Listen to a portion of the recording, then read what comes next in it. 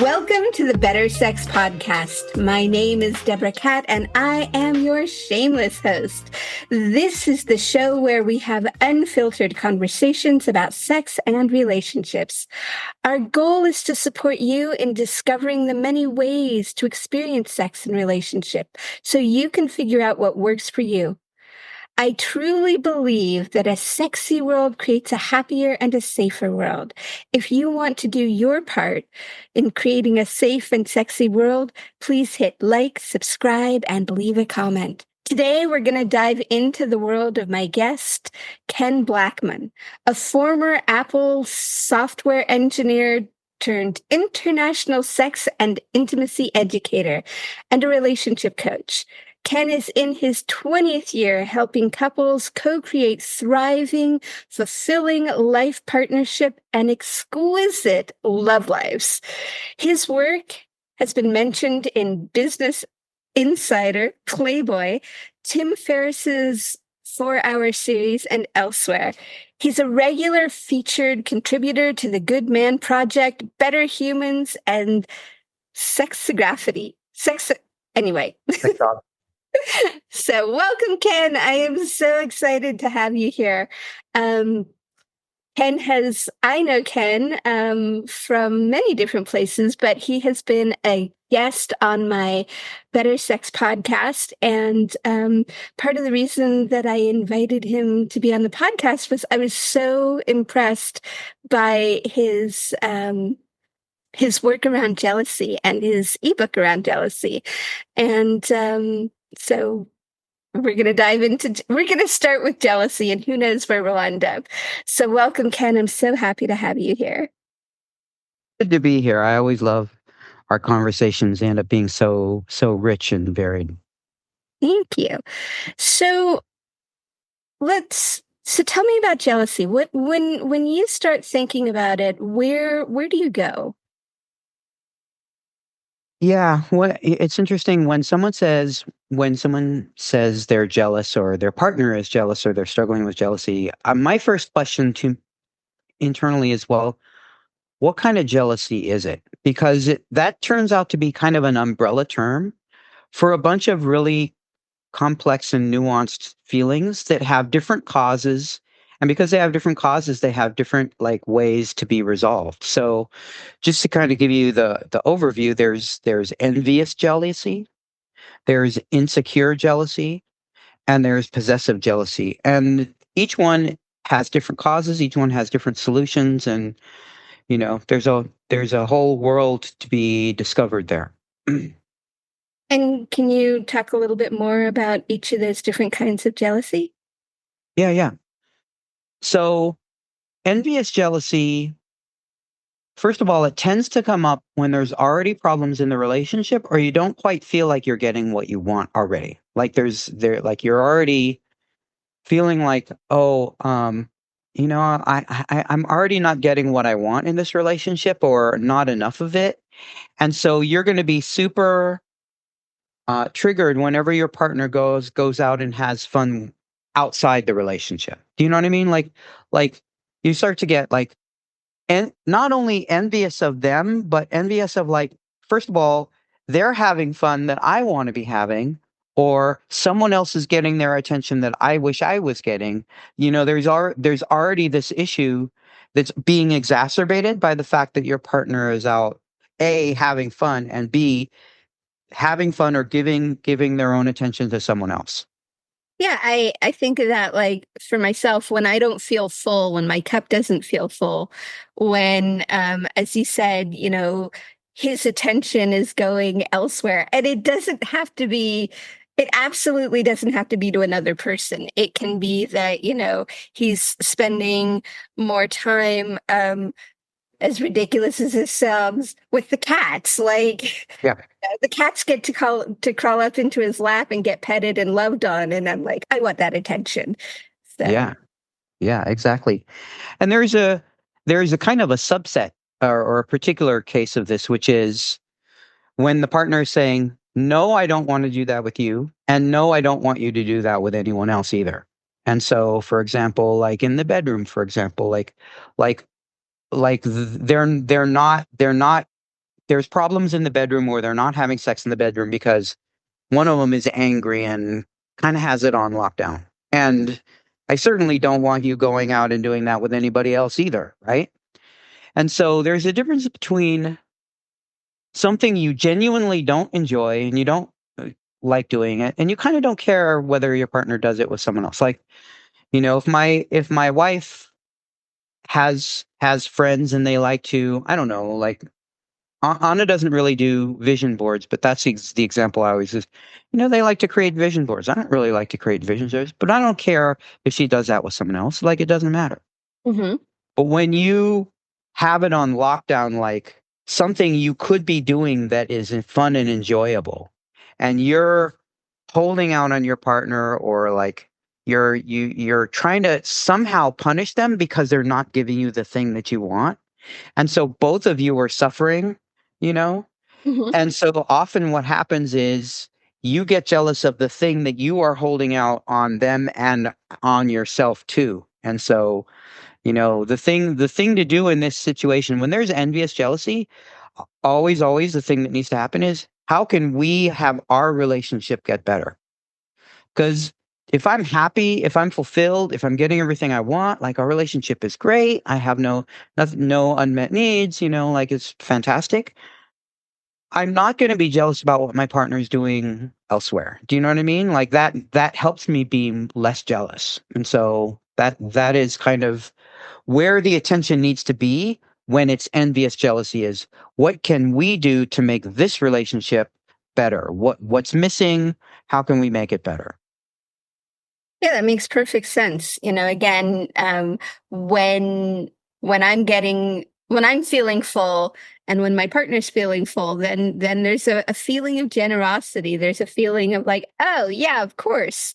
Go have fun and come back and play with me, because my story is, when you go off and have fun, you're going to come back and you're going to be more fun, and so there's going to be more Exactly. available, within the relationship. Yeah, and that reminds me, like, I want to say this isn't a case where your partner, like, we're not talking about where your partner goes out and has an affair. Like, you thought you were monogamous. Your partner goes out and has an affair, doesn't tell you about it. You find, clues. You confront them with it, they deny it. Then you finally confront them with evidence that they can't deny, and finally they admit it, right? Mm-hmm. That is an issue in the relationship. We are not talking about jealousy. That is not a case where we're talking about, oh, you're just, no, this isn't an issue of jealousy. This is like major issues, problems, and like that's like infidelity and lying and breach of contract, or going against disagreement agreements that you have, or withholding from your partner. That's a whole different class of thing than what we're talking about right today when we're talking about jealousy. I just want to make that clear to your audience. Oh, no, I really appreciate that, because Yeah. yes, we are talking about two different things. And, you know, I think oftentimes when we talk about relational jealousy, people think, oh, it's non-monogamous jealousy that we're talking about. And that's not accurate. Like, you can be jealous within a monogamous relationship, and it doesn't even have to be about another person. Right. It can just be that your partner, or I should say, in my case, my partner, is his attention. Like, I don't feel like I've had enough of his attention, and he's putting it elsewhere. And so instead, there needs to be a conversation of like, hey, babe, I really want to spend more time with you. And, I want you to do these other things because I know that they fill you up, and that they're ultimately good for you, which is good for us. And I really feel like I need more time and attention right now. And in relationships, like, we go through periods where we want or need more of our partner's attention, whether it's seasonal, or whether it's like there's something happening. So Yeah. Which brings us to the second type of jealousy, which is insecure jealousy. mm, Now, insecure jealousy really has to do with how you feel about yourself. And maybe you have issues of self esteem or self worth.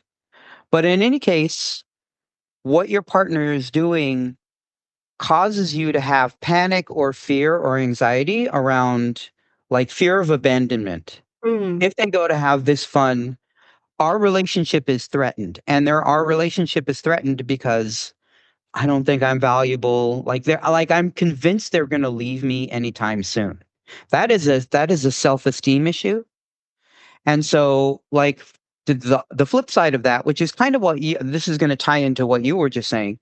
Like if you have healthy self-esteem and you know what your value is, you know what your worth is, you're not struggling with that, then it becomes much easier to say what you said, which is, I actually want you to go out and have fun. Like that is not a threat to me. That is not threatening to me. I you go have fun because you're going to come back, you're going to be happy, you're going to be in great shape, like I will be the beneficiary of you being in good shape. So that is a high self-esteem stance to have that level of. I imagine your audience is familiar with the term compersion. Well, let's define it just in Let's case. okay. So compersion is your partner's happiness makes you happy. Mhm.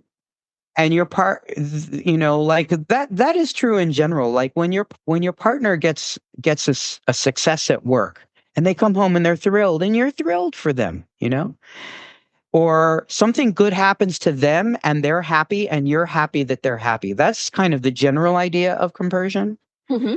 But there are certain areas where that compersion gets compromised and you end up feeling scared or threatened.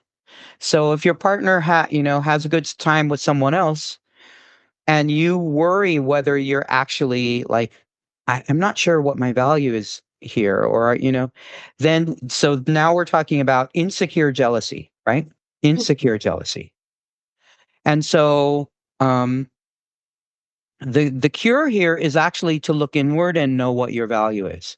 And oftentimes people like your partner is telling you how valuable you are, but you're not letting it sink in or really really owning it, or they're telling you how valuable you are and you rely on them to kind of subsidize or build up your own self-esteem because you don't own it yourself. And so this is really a case where the place to turn your attention is, what is it going to take for you to actually have high self-worth, so you can look in the mirror and say, no, I'm valuable as a partner. I'm the shit. Like my partner I'm glad my partner has chosen me. I'm not worried that they're going to go and find someone else that's better than me because I feel good about myself. That's actually where the attention needs to be, Mhm. right? And there's a particular kind of thing that can happen with insecure jealousy where, so there's me, Mhm. there's my partner, and Mhm. then there's this third party that I look at them and I think they're amazing. So, right? Like I look at them and I'm envious of what I see over there. Maybe there's things that they're good at that I'm not good at, or I think they're particularly good. Look, whatever the thing is that I'm envious of third party, then that brings up my insecurity. Mhm. Then I look at my partner and I project onto them that they are interested in this third person. Mhm. So, for example, if you go back to the 1950s and the husband works at an office and he's got a really cute secretary, right? And so the wife sees the secretary and starts preemptively accusing him of something, but really it's what she's feeling about herself and about the secretary. So Sorry, there's a comparison there, yeah. and if I'm comparing myself to this other person, I am deciding that they are of higher value than I am, and Right. so my jealousy is really doesn't have anything to do with the behavior of my partner at this point. Although, you know, Although, kind of, right. that kind of. The point is that I don't have the clarity. I'm projecting all these feelings onto them, right?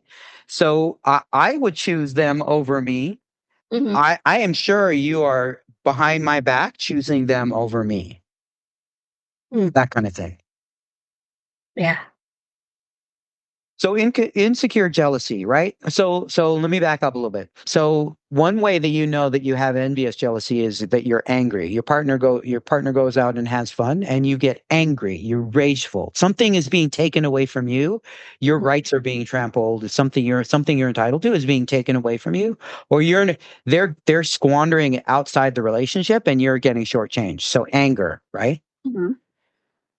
With insecure jealousy, you know it's insecure jealousy if you have fear, anxiety, panic, fear of abandonment, those kinds of feelings. That's insecure jealousy. Okay.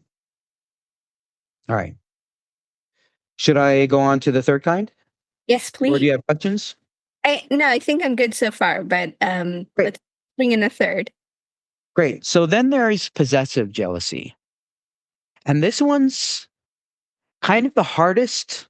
It's the most misunderstood and it's the hardest to explain. So here's the metaphor that I give. Mm-hmm. Let's say you own a Maserati and it's your prized possession. And you're going to give the key to this Maserati to your partner so they can go take it to go, I don't know, grocery shopping or go have, go for a day driving on a scenic route. So you give them the keys and then you suddenly get scared that they're going to get into a crash, they're going to get a scratch, something bad is going to happen to this thing that's so valuable to you. So all of a sudden you're nervous and you decide to jump into the passenger seat and ride shotgun, and now you're like giving them directions and telling them what to do and saying, watch out for that thing that's a half a mile away and put on the brakes, and you're like trying to grab the steering wheel so they don't run into whatever, right? Like you're being super controlling, right? So you can imagine what this feeling is like, right? Like they are in control and they've got the keys to your Maserati and you're worried about it. So now imagine that it's not a Maserati, but what you're giving them is the keys to your heart. And so what's happening is you're afraid of how they're going to treat it. And um, so you end up being super controlling. And so what this can look like is you get jealous early on in the relationship. Like you just started dating and all of a sudden you're like talking about all the rules that they have to follow now that you guys are engaged and going to get married, right? Like it's like you're already being controlling and it's you haven't even gotten that far in the relationship, or you're in a relationship but you're not giving the relationship any breathing room at all, right? You've built this moat with electric fencing around the relationship, right? So you're being super, super controlling. So what's happening here? And the way I explain this is you want to own them Mm-hmm. because you want to be owned and you want to be possessed. But that scares you because you're afraid of how they're going to treat you. So your desire to own is driven by your desire to be owned, to give them the keys to your heart. You want to give yourself to them and have them be in possession of you, and you're terrified. So now you have to be in possession of them and be controlling of them and be their owner in order to manage and like be in shotgun and be a backseat driver and tell them how to do it. So you're being super controlling. That's what this kind of jealousy is like. And do you have a question? No, I'm following along. I'm curious what the antidote to this is. Yeah. So usually what needs to happen here is that you like the relationship is being uh suffocated by your need to control, and you haven't really given it a chance to kind of organically be what it is. Mm-hmm. And so what needs to happen is there needs to be like a little bit of a loosening of the grip to see what this relationship wants to be, how it organically is going to grow and change. How does this person organically want to relate with you? How much do you guys want to see each other? How, like, what is this relationship going to look like if you're not like have your death grip on the steering wheel. Like let's let it be what it's going to be and discover what it's going to be. That's what this relationship needs actually in order to be more secure, more, like more fulfilling, more gratifying, is to actually allow it to be organically what it is. There's certain things you can't make happen. Does that And make sense?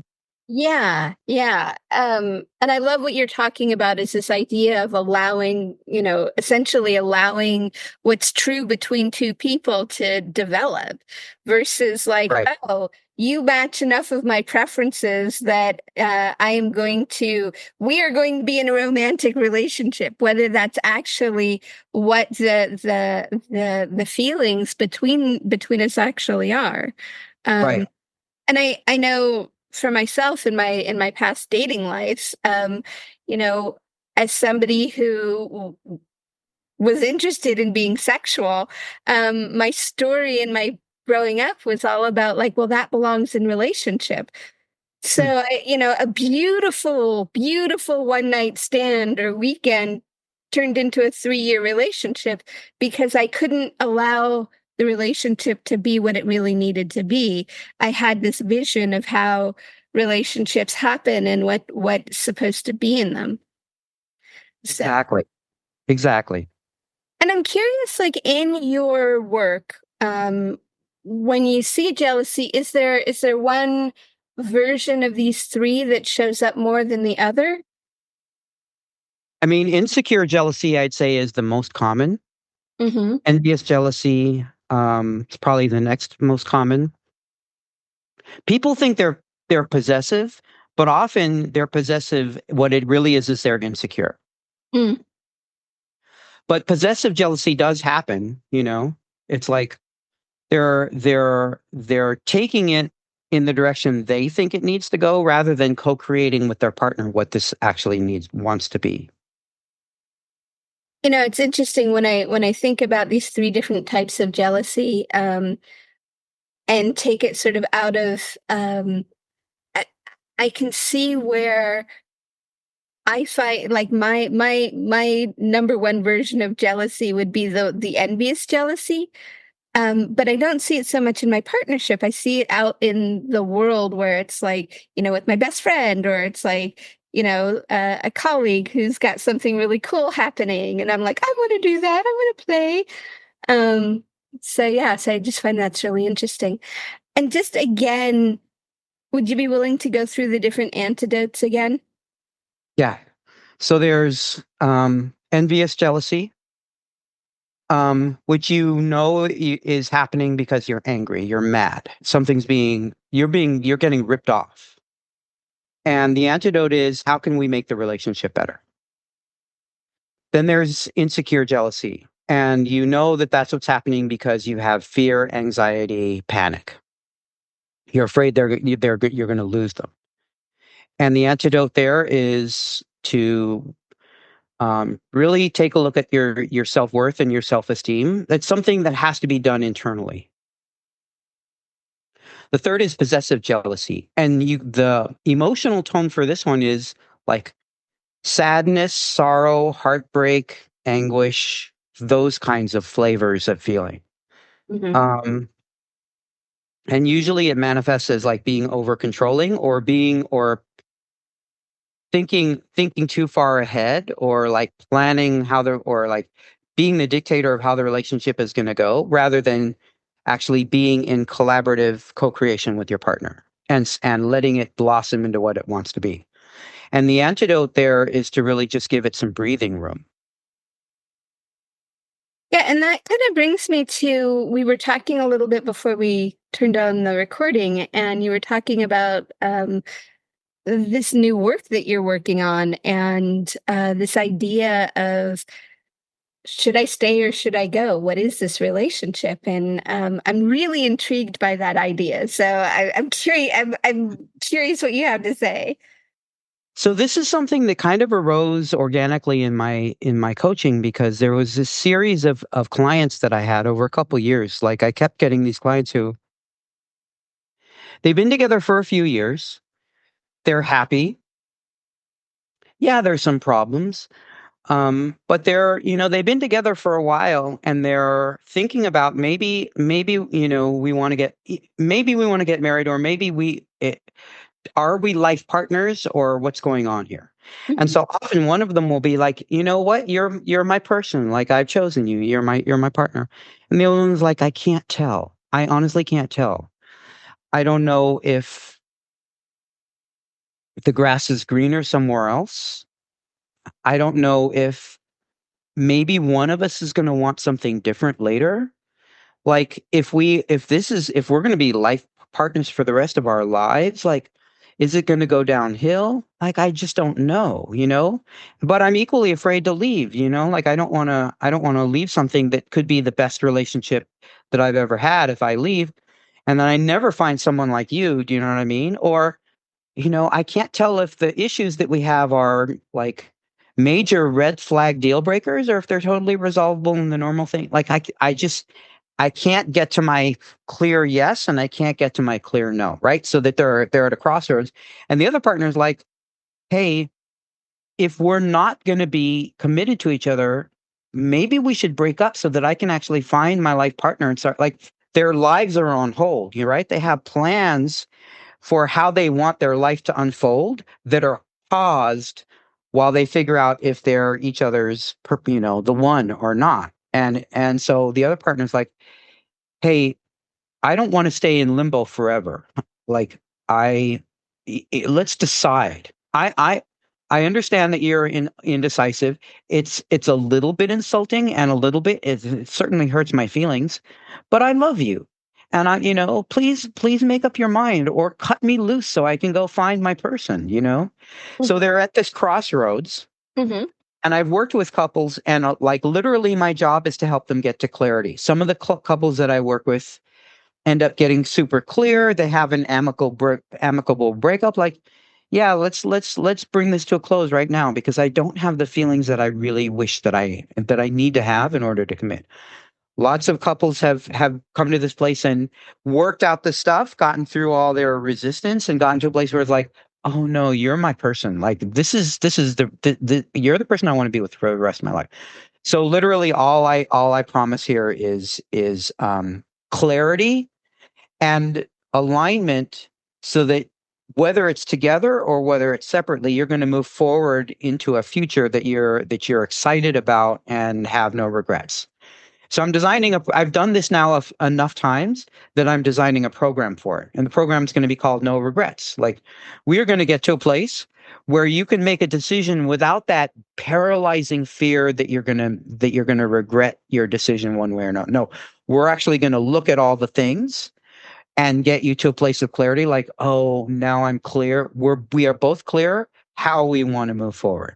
That's the gist of the program. I love that. And Yeah. can you say a little bit about, the process that you've noticed of what it takes to unwind? Or is that something we have to wait? You have to wait for it, because it's going to be a 12-week process, and Mhm. it's based on all the things that have come up in the work that I've been doing with clients already. But to go from like one-on-one, really customized work where I'm working with one particular couple, to something that's a little bit more like, we're going to go through a process where we're actually going to cover all the bases of what's going on. What are your possible objectives? Everything from very left brain logical, like, we're going to talk about the pluses and minuses. We're going to create a little spreadsheet that shows here's how you prioritize these. Like, we're going to go very left brain, and like, okay, let's talk about what your plan B is. Like, let's play out. Let's imagine that you break up. Well, let's look at that. And so you can get a felt sense of what that's like. All the way to the other place where we're talking about feelings, and I help them really surface what they're actually feeling. Like, is it just fear of commitment? Fear of, like, oh, is this a forever thing? And the other thing that we're going to do is, like, here's what's possible for your relationship. Like, a lot of couples, most people don't know what's possible, like how good a relationship can be. Do you know what I mean? Like relationships, that's most of the work I've been doing for the last 2 decades is no, this relationship could be 10 times better than even what you guys like you came to me with problems. We're going to solve those problems, but this is really what's possible in a relationship. Does that sound good to you? And they're like, "Yeah, I want that." And then I'm like, "Okay, these are the changes that you need to make in order to get to that. Then you can actually have something that's amazing." So we're not going to solve those problems, but they're going to walk away with an idea of what they need to do to create a fantastic relationship if that's what they want, and what would be required, like what would be required from each of them to have that fantastic relationship if that's what they want. So they're going to get very, very clear about the best that this could be and what would it take to get there, and then what's the process, the internal process to really get to clarity of deciding whether that's what you want or not. So that's about as much as I can say without I get it. I get it. Thank you. And that brings me to another question. One of the things I've heard you talk about often is the idea that, we're a lot of what we're told about relationships is that it's hard work and that it's always going to be hard work. And that is not your feeling, from what I understand. No, not at all. And I'm so glad you're bringing this up because I love talking about this. So one day, Anna and I were talking, and I was like, why does it never feel like this relationship is hard work? And we thought about it, and I was like, we do all the things people mean when they say it's hard work. Like we have difficult conversations. We say uncomfortable things. We call each other out, like, hey, or we admit uncomfortable things about ourselves, like we cop to stuff, we say, like we show our vulnerable side and our ugly side. We have disagreements, sometimes passionate disagreements. So we do all the things that people talk about when they say hard work, but we don't experience it that way. Anyway, so then we were talking about it, and we were like, why is it that some couples experience this as very hard work and difficult, and other couples don't? And so then a little while later, I heard someone say something really simple that made a lot of sense. They said, we're in relationship to get our needs met. And I thought, we're in our relationship to get our needs met. And I thought, I don't believe that. That's not how I think. It's not how I approach relationships. It's not what I teach. It's not what I coach. It's not how I approach my relationship. Hmm. And what I realized was there's intrinsic motivation and extrinsic motivation. So I'll define these. In extrinsic motivation is I'm doing this to get some positive reward, or I'm doing it to avoid some negative conduct consequence. Hmm. Go to work to get a paycheck, right? Intrinsic motivation is I do it because I enjoy it. I do it for it's its own reward. And so the uncomfortable truth is that um, some people love the perks of relationship, but they don't actually like doing a relationship, right? They're doing it it's an extrinsic motivation.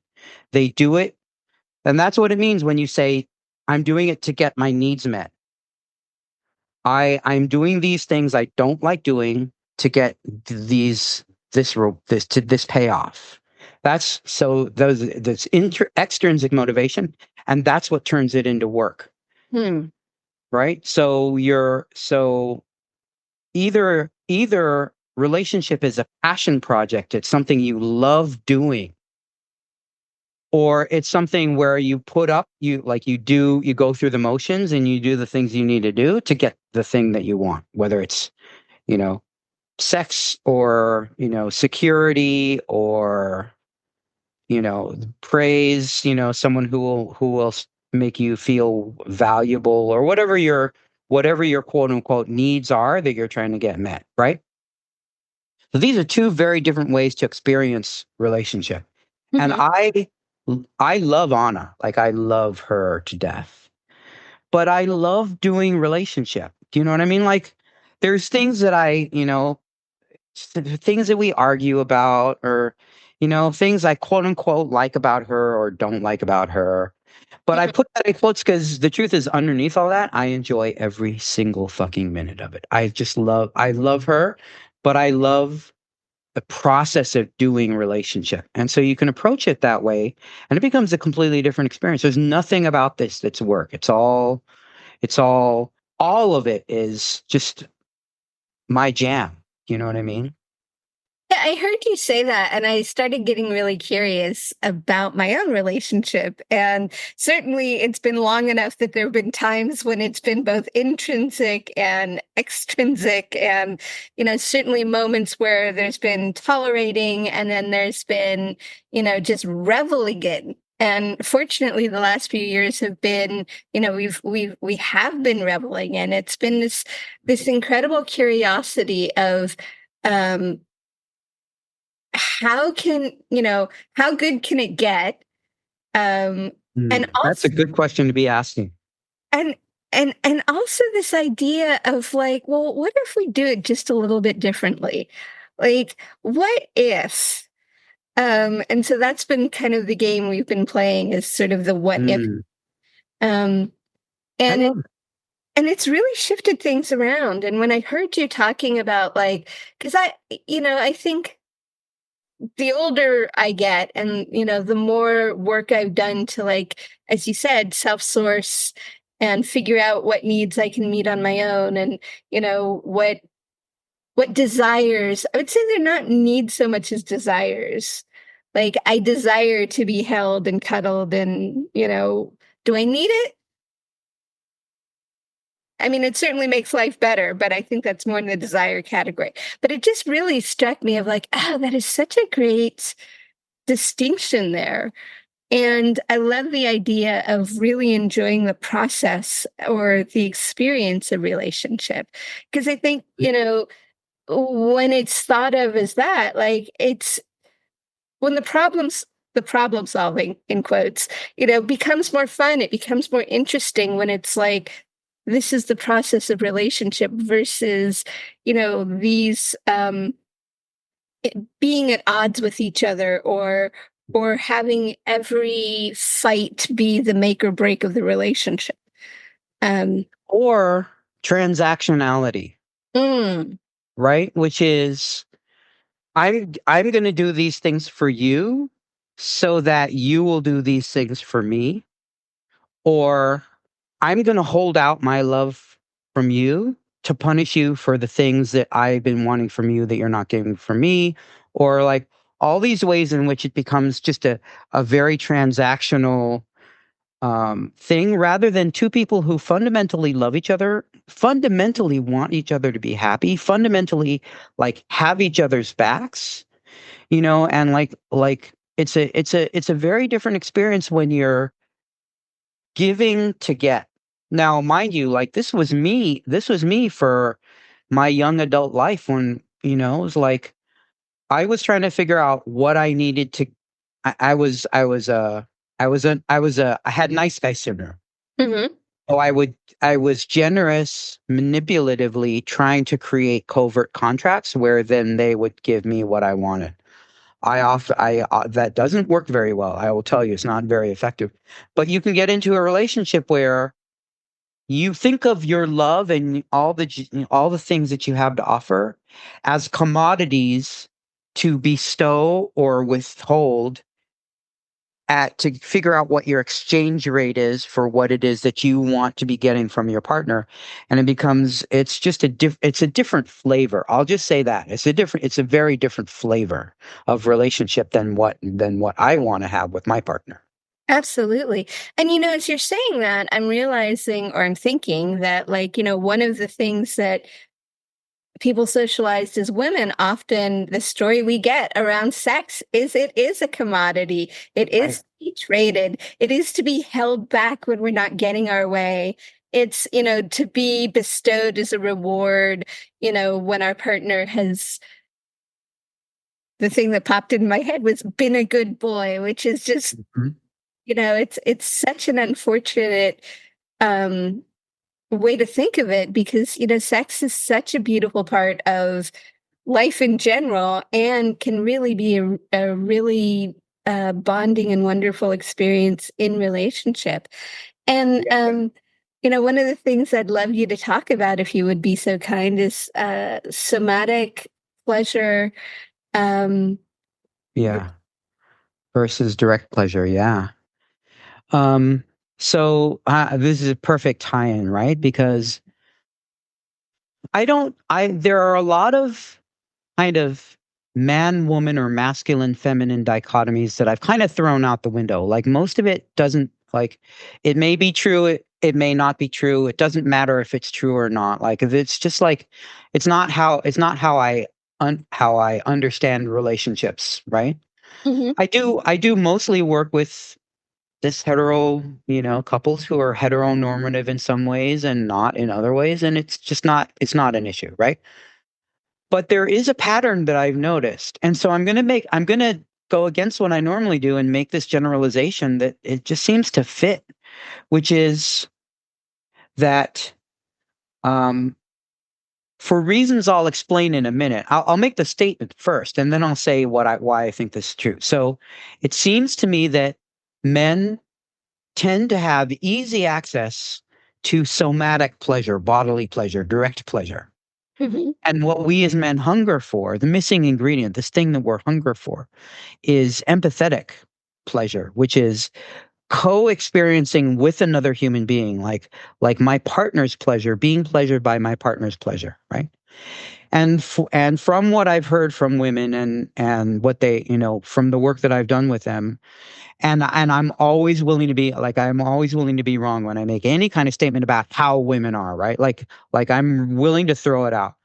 But to make the generalization that women are kind of the opposite, where what comes easy to them is the empathetic kind of the empathetic pleasure, especially in the bedroom, where a lot of women may end up producing more pleasurable sensation in their partner's body than what they're feeling in their own body, right? Which ties into what you were talking about before.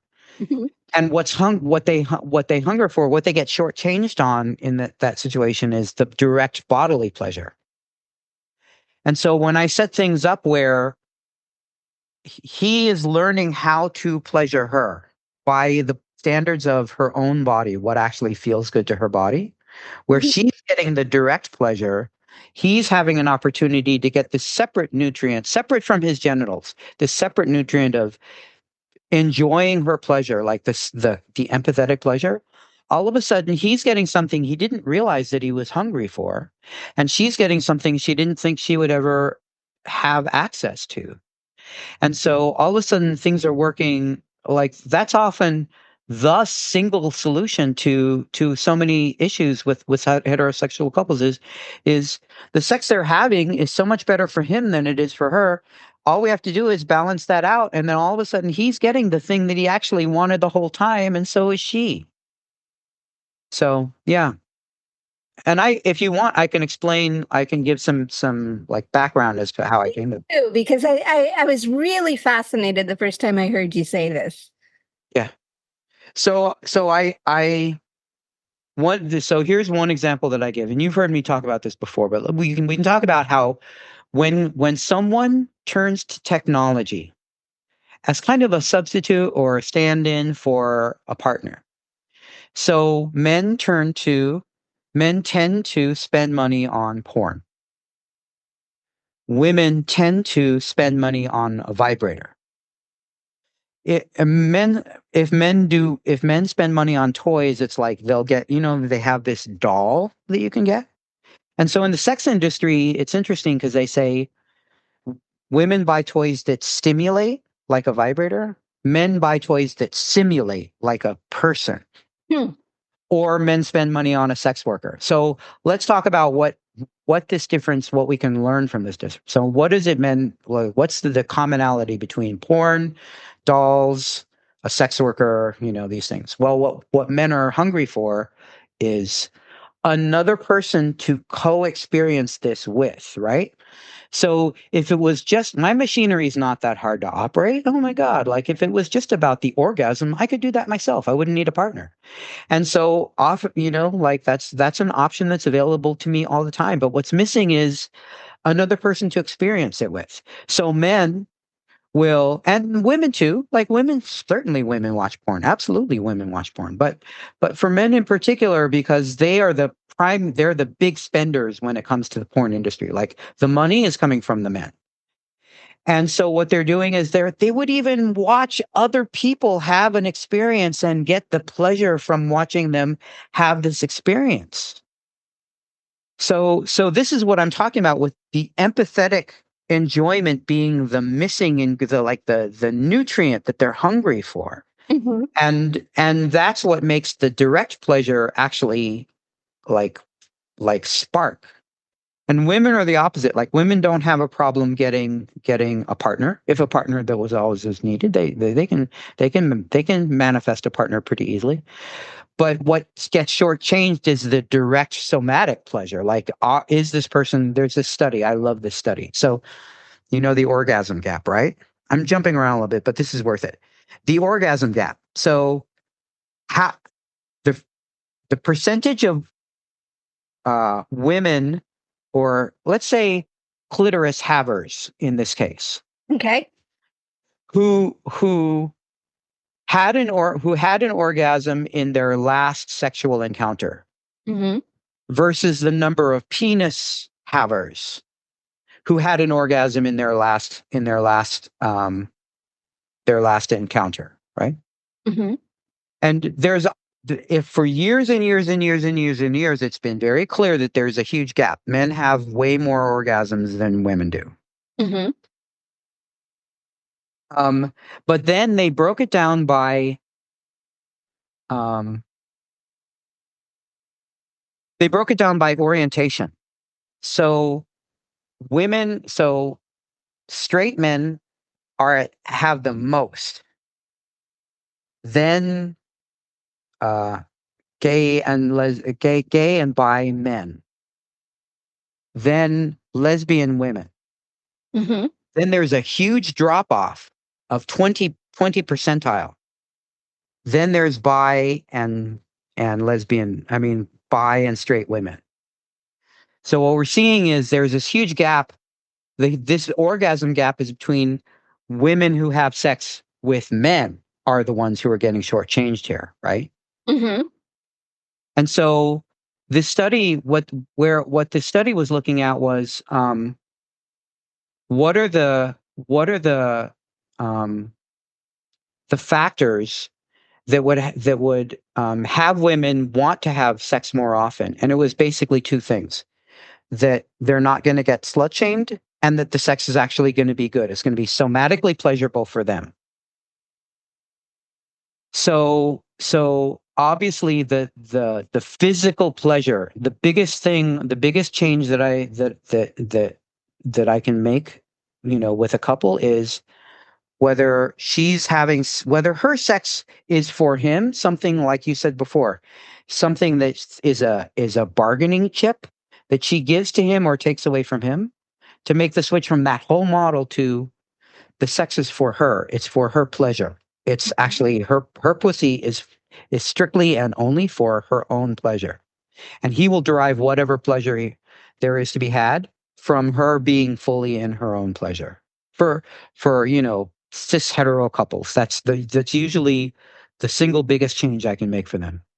And I'm curious, like when you introduce this to a couple, are they like, "Oh, that's awesome," or are they resistant, or what do you Well, usually find the reaction to be? I mean, keep in mind that I'm often working with pretty conventional couples. So they're steeped in heteronormative beliefs. And so uh usually he struggles because basically what I'm saying to him is you're not aware of how spoiled you've been, and you're not aware of how much better the sex has been for you than it is for her. Mm. And you're not aware that you're going to actually have to put maybe 10 times the amount of attention on her pleasure than what you've been doing.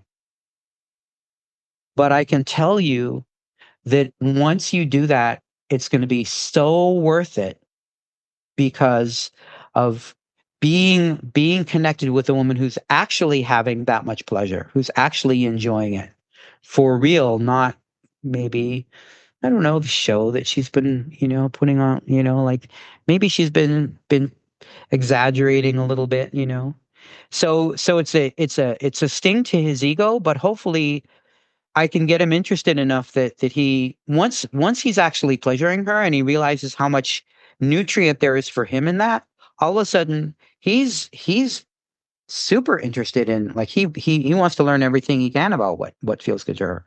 And to be honest, it can be equally confronting for her because I often will set up, this has happened so many times, I set up a couple up so that he's going to pleasure her. Mm-hmm. She doesn't have to do anything. There isn't going to be anything she owes him. There's not going to be like a price tag at the end of it. He's going to pleasure her, and that's it. That's the entire deal. Mm-hmm. All she has to do is lie back, enjoy it, relax, give him some instructions, tell him anything that he needs to, like, give him adjustments so that he can actually get in the ballpark of something that actually feels good to you. And women are super excited about this. They go home, they come back the next week, and they're like, it was so confronting. Oh my God, I couldn't do it. I was so self-conscious. Like, am I breathing right? Should I be writhing to, like, should I moan? Like, is what I'm doing pleasurable for him? And I'm like, we haven't even gotten there yet. Like, that switch from being so steeped in it, doing it for the partner rather than doing it for her own pleasure, which is what you were talking about earlier. Yeah, and that brings me to hearing you say that. I had this question because this often comes up where the couples I'm working with, like, she is pulling so far back, like there's no touching, there's no kissing, there's no anything, because she's afraid, or at least this is the story that comes out, is that it's going to escalate to sex. And I'm curious what you would say about that. Yeah. Okay. I have some things to say about that. I'm imagining you do.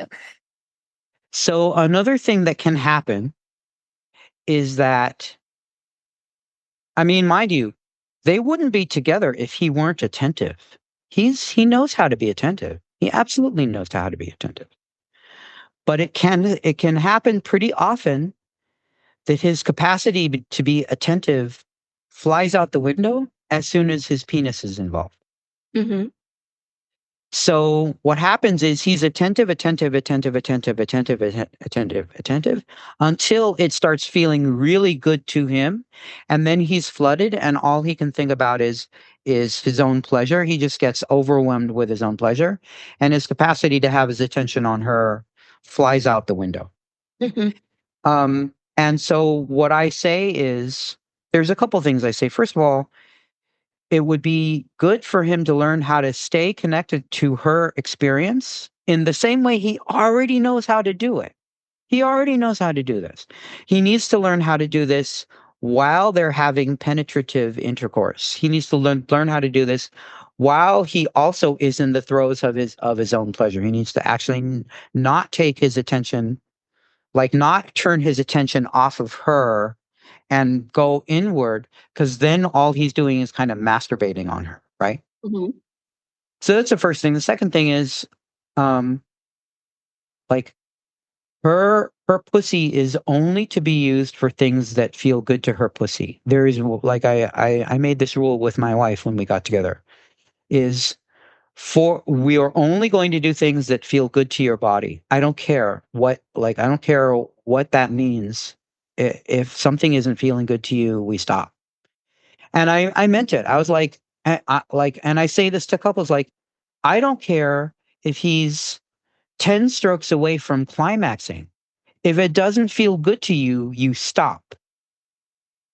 Mm-hmm. And so all of a sudden we are prioritizing, like, to to compensate for the how far in this direction it's gone. We're going to compensate. We're going to say, no, her enjoyment is going to be the deciding factor for everything that happens. If her pussy wants 3 minutes of gentle kissing and then she's done, then that's what happens. If she wants penetrative intercourse and then in the middle of it she feels complete, then you stop. If she wants him to slow down, you stop. So all of a sudden her body is learning that this is safe.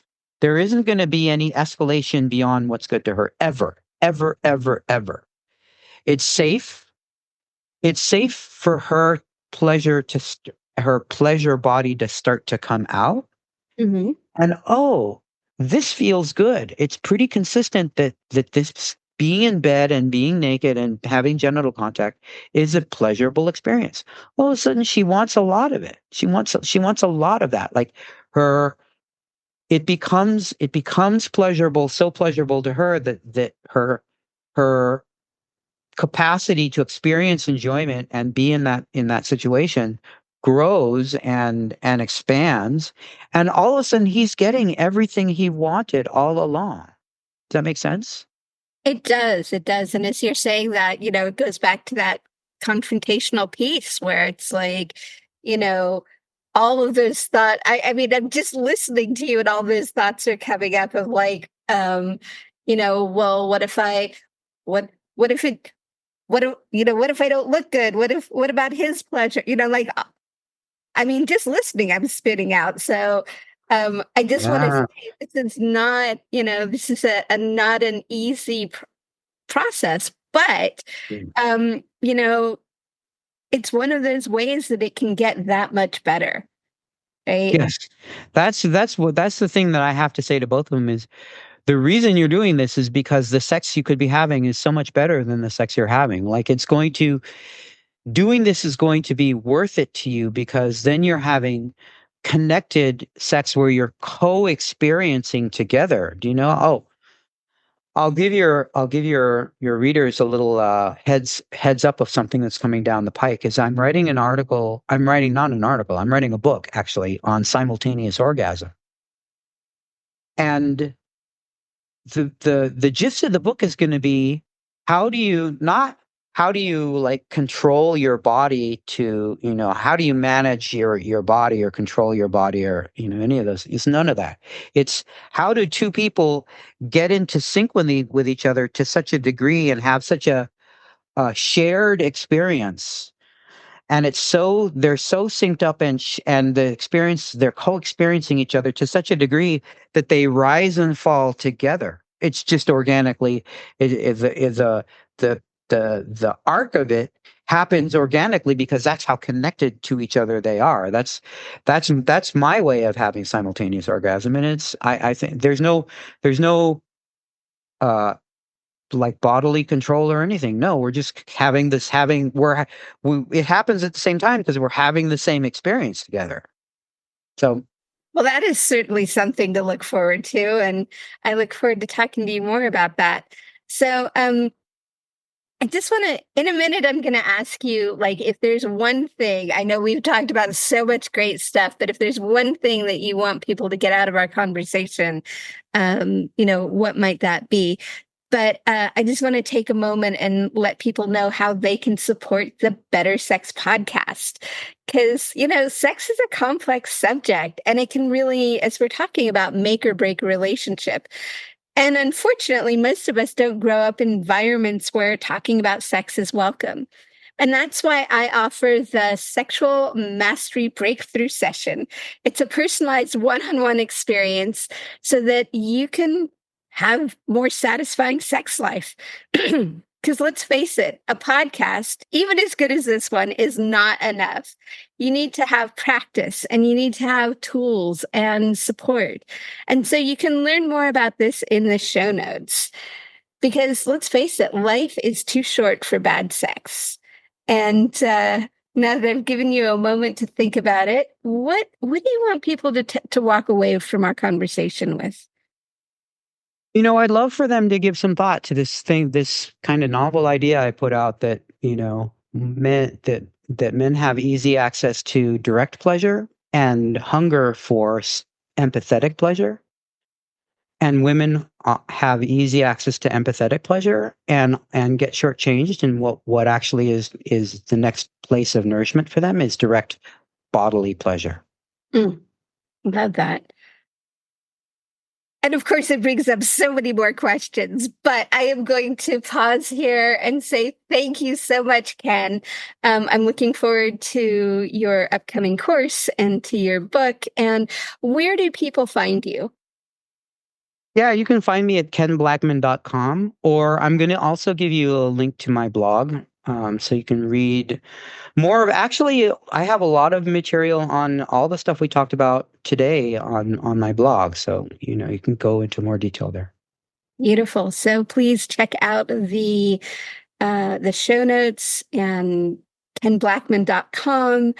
And please, if any of this resonates with you, if you've heard something and you know that your best friend would totally benefit, please share this podcast with them.